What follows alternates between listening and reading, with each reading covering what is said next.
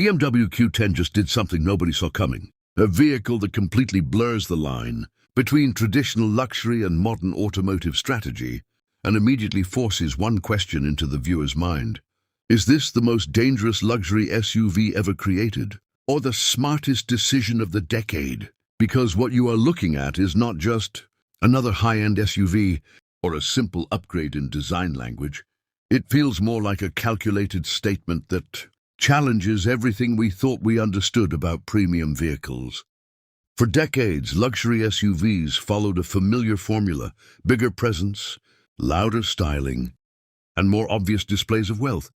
But the BMW Q10 seems to break away from that pattern in a way that feels intentional rather than accidental. This SUV is not being treated like a normal mass-market product. It is not widely advertised, it is not pushed through traditional hype campaigns, and it does not rely on constant visibility to build desire. Instead, it feels deliberately positioned for a very limited and highly selective audience, which naturally raises a deeper question.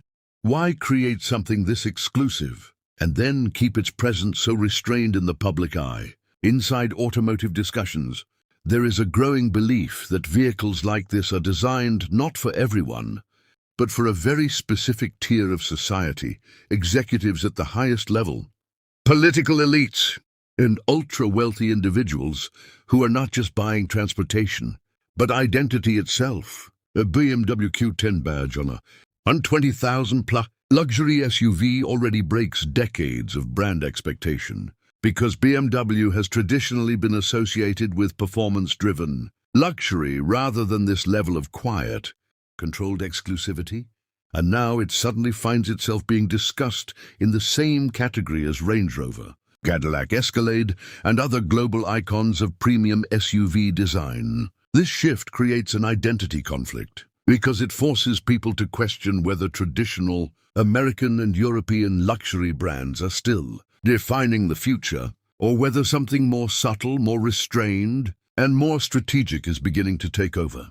Supporters argue that this represents a smarter and more honest form of luxury, where value is not built through noise or aggressive styling, but through calm confidence, minimal design, and substance over showmanship, while critics argue that removing emotional expression from luxury risks making it feel too calculated, too controlled, and less human. And that contrast is exactly what makes the BMW Q10 so controversial.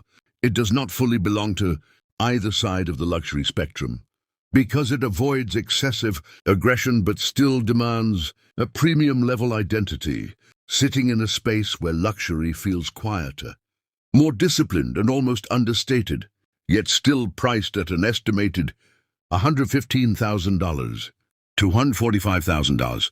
Placing it directly against the most established names in the segment. This contradiction is what forces people to stop and rethink their assumptions, because BMW was never expected to redefine this emotional luxury space so directly, yet here it is, quietly reshaping the conversation about what a modern SUV should represent.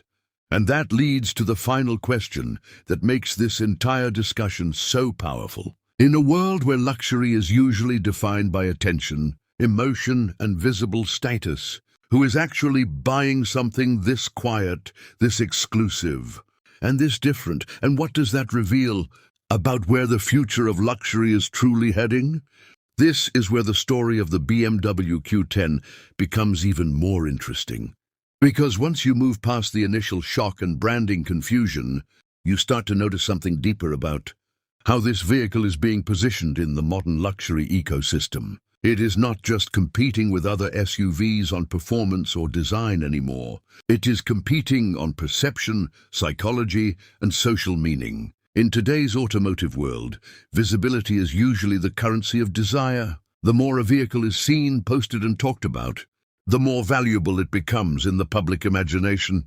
But the BMW Q10 seems to challenge that logic entirely by leaning into something almost opposite: controlled visibility. It does not rely on constant media saturation or loud marketing campaigns to create hype. Instead, it builds curiosity through absence, and that absence becomes part of its identity. And this is where the concept of exclusivity becomes more powerful than advertising itself. When something is not easily accessible or constantly visible, the human mind automatically assigns it a higher level of value. The BMW Q10 seems to operate inside that psychological space, where mystery becomes more effective than promotion. People are not just reacting to what they see, they are reacting to what they don't fully understand. And that gap between information and imagination is exactly what fuels interest in vehicles like this. Inside elite automotive discussions, there is often talk about a new kind of luxury buyer, someone who is not impressed by traditional status symbols anymore. These buyers are not looking for loud designs or attention-grabbing road presence. Instead, they prefer subtle indicators of wealth, things that only a certain group of people recognize and understand. The BMW Q10 fits directly into that mindset, where the value is not in showing off, but in being understood only by a select few. This is also where the idea of quiet luxury becomes important.